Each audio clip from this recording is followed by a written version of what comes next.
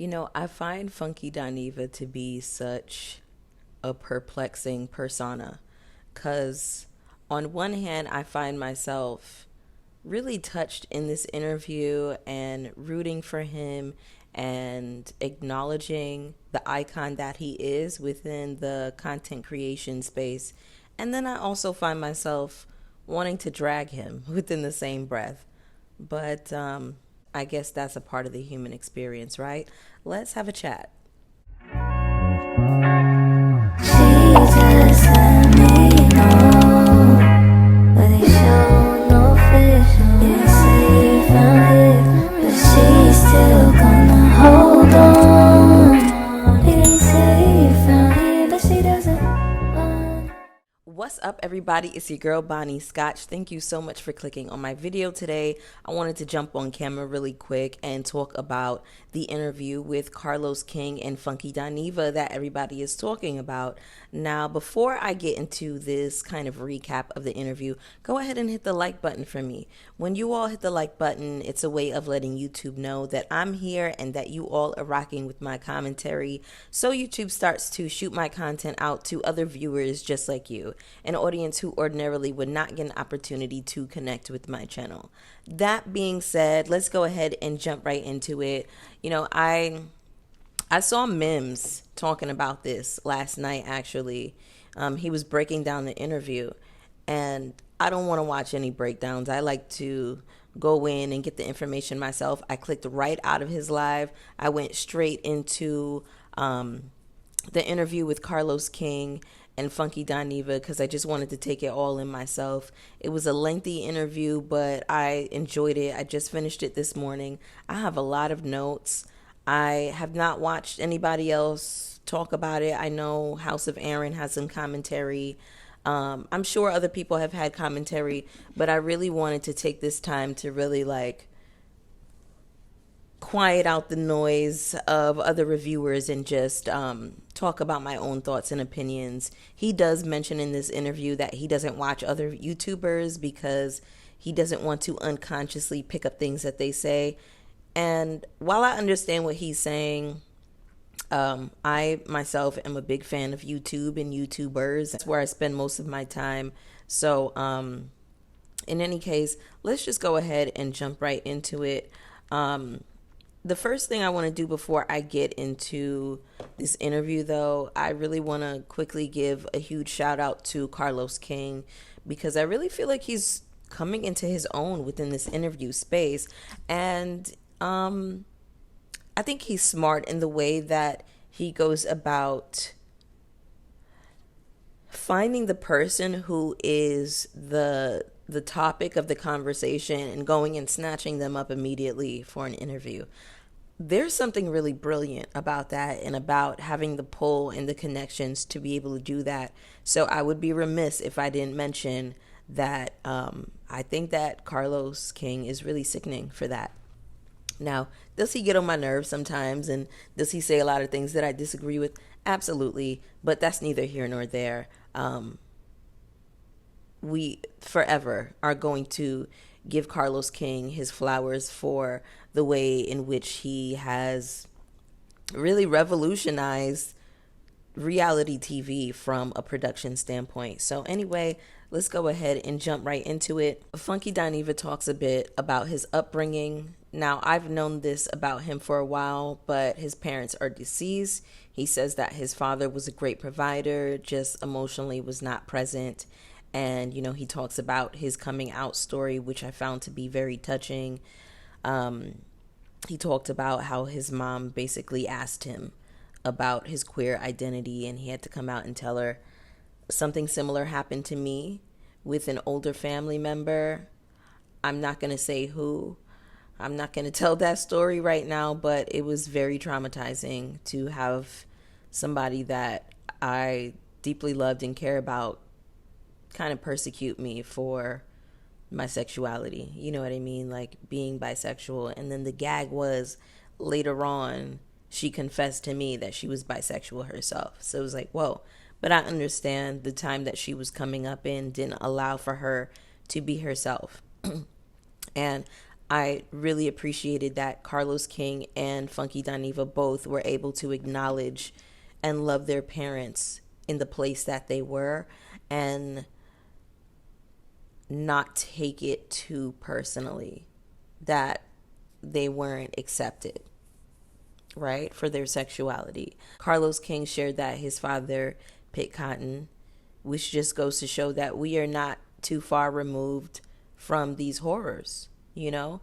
He also spoke about how, you know, they weren't showing emotion. Men of that time, of that era, were not allowed to show emotion. And I think it's so important to enable men to be able to show more than one emotion, or more emotions outside of rage, that is. Okay. I just think that it's so telling how the right of masculinity is such a traumatizing experience for so many black men. And they don't allow each other the space to be soft and vulnerable with one another.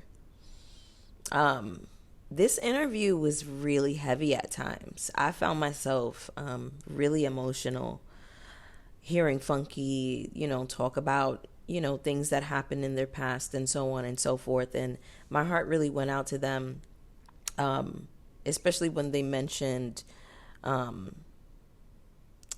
growing up and being insecure. He called himself ugly. I don't think Funky Dineva is an ugly person, nor do I think that he was an ugly kid. I think he was an adorable little child.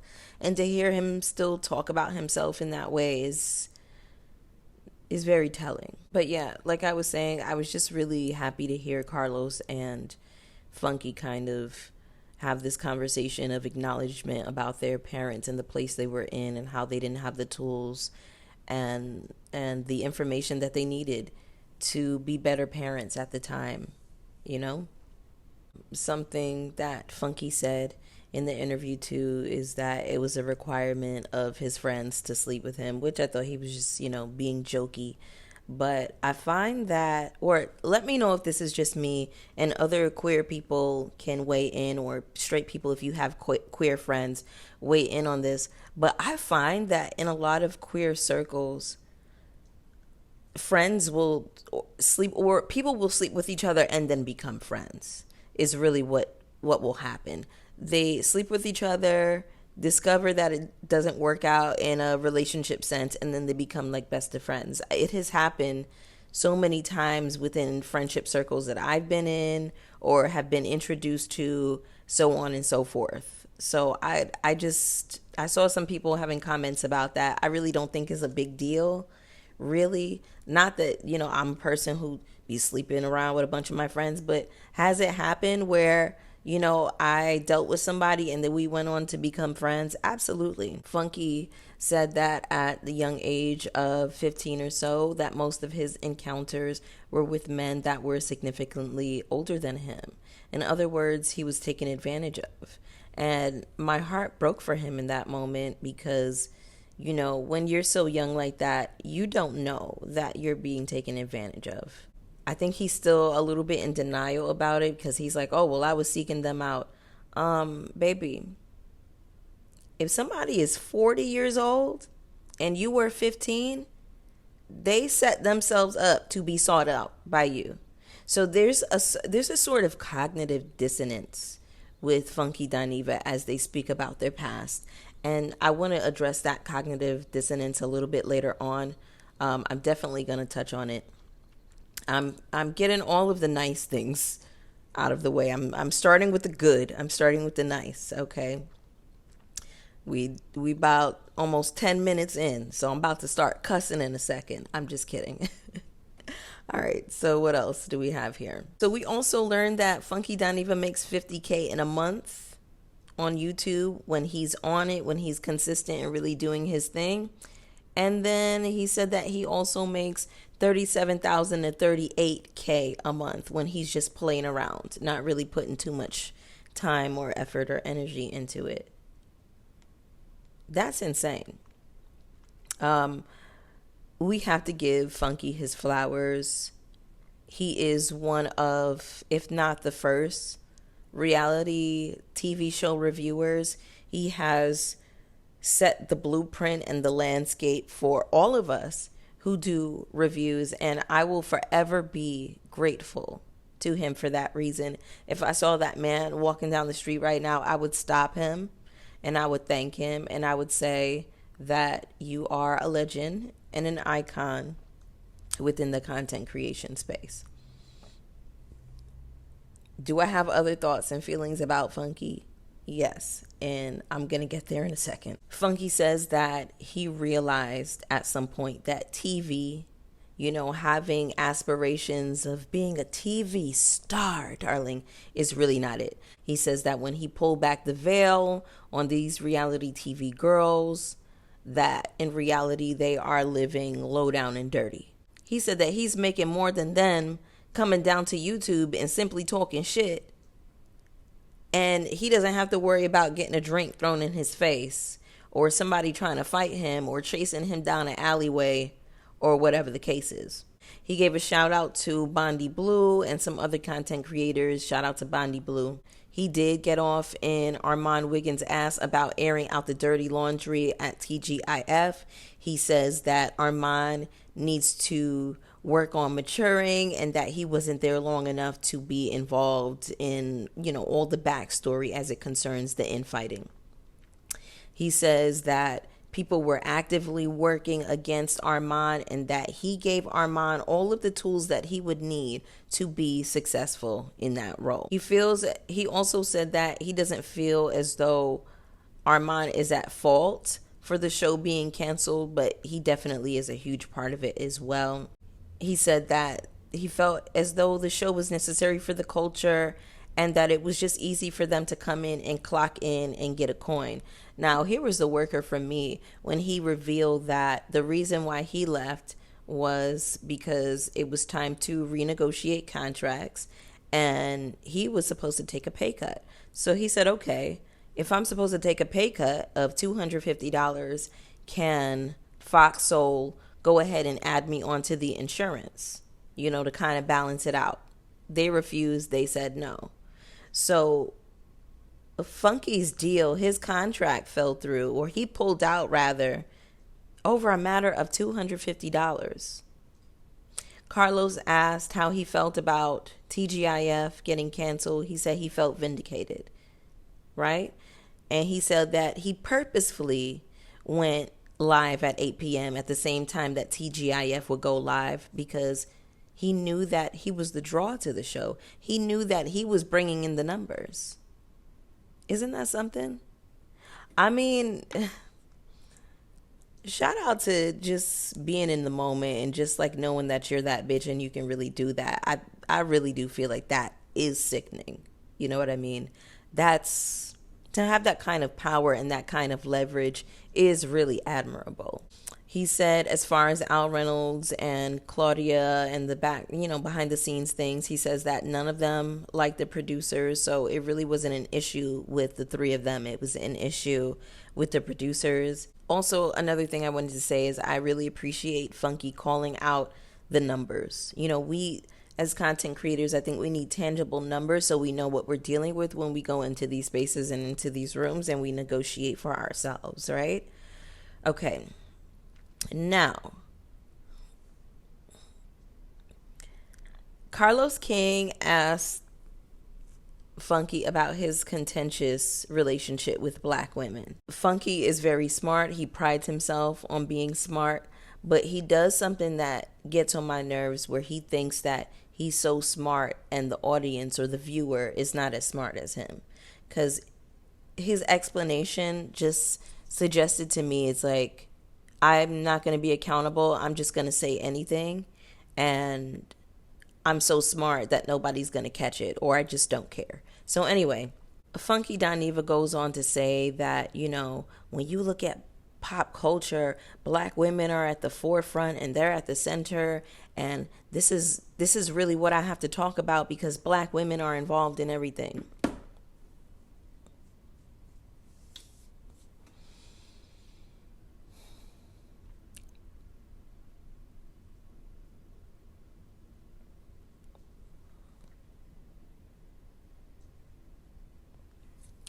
So Because black women are at the center of pop culture, you feel like it's necessary for you to drag them and talk about them like a dog? The same black women who make up 90% of your audience? The same black women that are bringing in that $38,000 to $50,000 a month? You feel like it's your business to drag them because they're the center of pop culture. I'm talking to my best friend about this earlier. She makes a very great point. Knowing what you know about the way in which black women are treated, why do you feel like it's necessary for you to jump in and add to the pylon, to jump in and dog them out? The whole situation with Chloe, it's so weird, right? Because he can be so incredibly aware of himself at times and then not. Because he is aware of, like, whenever he had his blog, funkydineva.com, at this time when people had blogs, I had a blog back in the day. He leaked Benzino's nudes. He said he felt dirty. You don't have that same moral code when it comes to you dogging out and degrading black women or talking about them in a way that is unsavory. Chloe Bailey, so he acknowledges that people were upset with him about the Chloe Bailey being ugly comments because people like her and she's unproblematic. She doesn't bother people, but they don't care when he drags Sookie. And therein lies the issue, because you are acknowledging that people don't mind when you drag a certain kind of a black woman, but they mind when you do drag another kind, right? Somebody that they like, somebody that they view as unproblematic, or somebody that doesn't bother anybody. For you to just make that excuse, oh, they're the center of pop culture, and y'all don't mind when I talk about the Sukiyanas and the so-and-sos. I don't know, it's just weak. It's weak, it's cheap. Using it as a cop-out, using it as a way to evade accountability is just so tired, whack, it's lame, it's delayed, and it's through. To me, it's whack. You can't even acknowledge black women's feelings in the situation, and they helped you to build your platform. This is a part of the reason why I am no longer subscribed to him. I was subscribed to him for years, used to watch all his reviews, all his commentary, and then I noticed that pattern. It was always something about black women. I just found it interesting that he chooses to go after Sukiyana, because I think Sukiyana is a certain kind of woman in his mind, which to him means you can degrade her, you can disrespect her and devalue her because she doesn't live up to your standard of womanhood or femininity, right? I remember some years and years ago, I would say, let's say it was 5 years ago, right?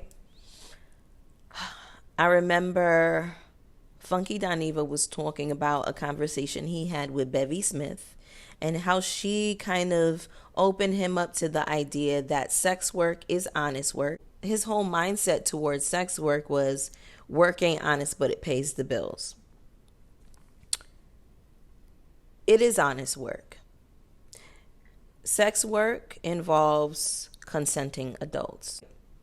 You pay to get a massage, you pay to get a haircut, you pay to get a mani and pedi. You pay for maintenance with all of these things. Sometimes your privates need a little bit of maintenance. Sex is a very normal human function, right? For biology, for pleasure as well. To be so close-minded, so provincial, so out of touch, I think, with reality in certain situations, and to be like this person who purports themselves as so smart and you're so worldly and so cultured, but then you still have these really closed-minded, really ignorant views about very basic things. Sex work is one of the oldest professions that exist. My best friend was saying this earlier. Have you met men? Like, thank God for sex work, because we would probably be in a really bad place if men were not able to have access to sex that they could pay for. And it's not just about men paying for sex, right? Anybody can do it. Older women who want a certain experience, whoever. We're not going to get into all of that, but I just think it's so interesting that he can be so ignorant about certain things. Somebody who's so smart, right, is so emotionally unaware and emotionally unintelligent. It just really boggles my mind about him. He is so perplexing to me. Yeah, I was saying, I just think it's kind of lowbrow to talk about women's looks in a certain way. Even if you feel that way, even if you feel like so and so is ugly or what, who cares? I just feel like, what do you get as a black man insulting black women, especially younger black women, like Chloe Bailey, for example? Young girl in her early to mid 20s, I would imagine at this point, maybe late 20s at best, the oldest, right? Something I try to do as somebody who's a little bit older is I try to be so aware of the way in which I speak of people that are younger than me and speak to people that are younger than me. I remember being disrespected as a young adult and being disregarded and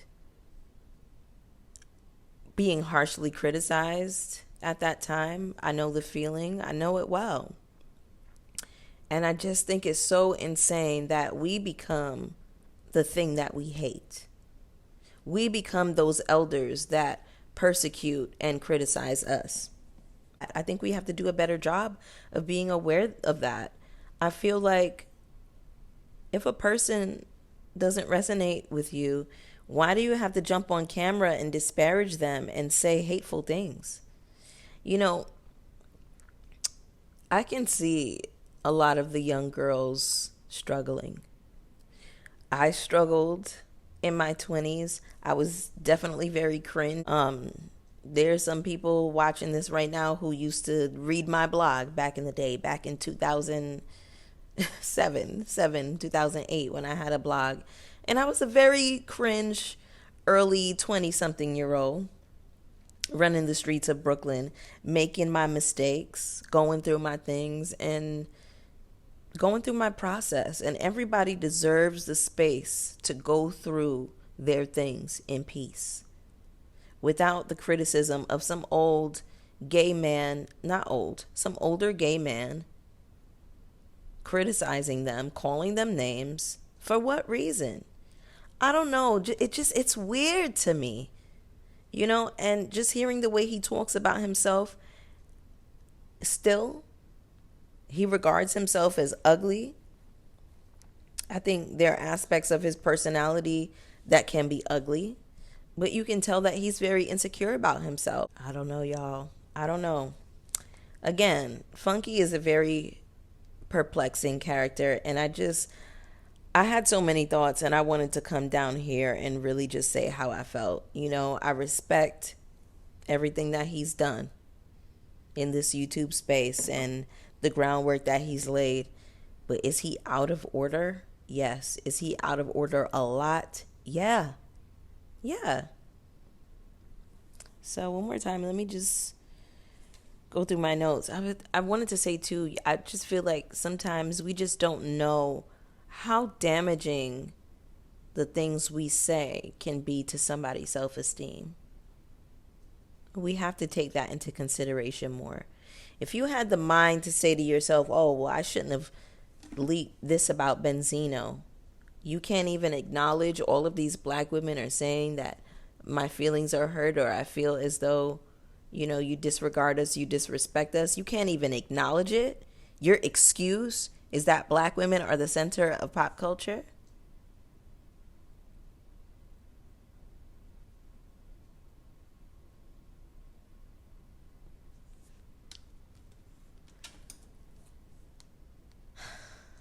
I don't know, child.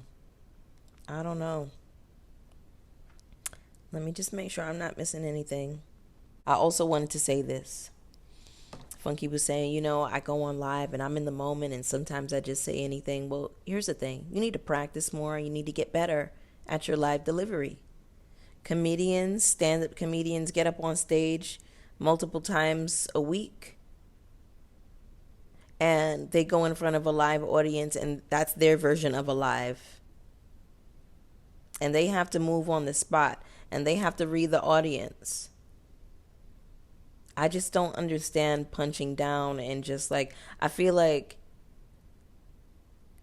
there's a line between being irreverent and being hateful and nasty.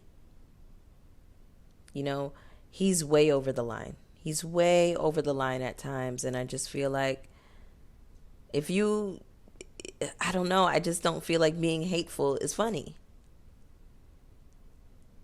Unless it's like you are being hateful towards people who actually deserve it. Now, there's comedy in that. But just black women that really ain't bothering nobody. I don't know. It's weird to me, y'all. It's just weird. Yeah, I was just saying here, to hear him acknowledge that he felt he took things too far with Benzino when he posted that man's news, but you don't see the ways in which you take things too far with black women. I don't know. It just gives me that he's willing to be misogynistic at all costs. Like, men hold on to misogyny for dear life.